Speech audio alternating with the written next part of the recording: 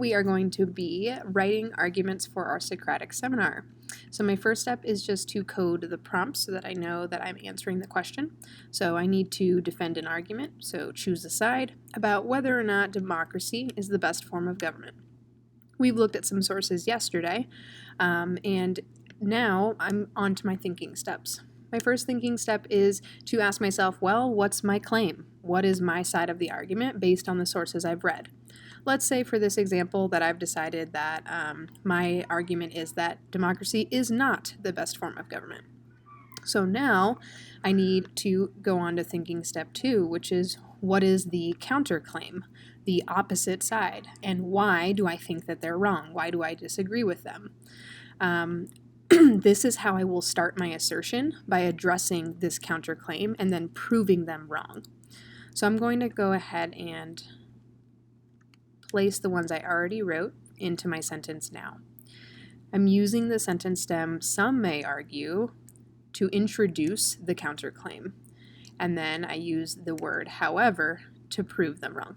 So my sentence, my assertion, thus looks like this. Some may argue that democracy is the best form of government. However, democracy allows uninformed voters to make bad decisions for the country. Okay, I've got my assertion, I've addressed my counterclaim, now I'm on to thinking step 3, which is providing evidence and context.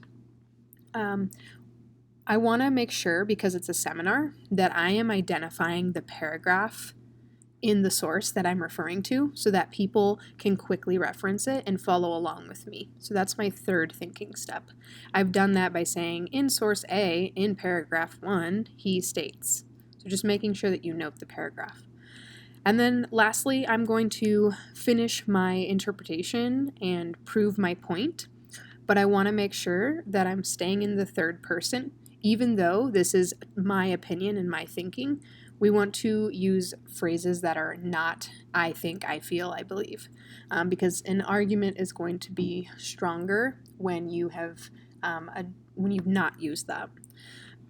So here's the rest of my interpretation and evidence, and then I'll finish my argument. In source A, it presents arguments about why democracy is not the best form of government.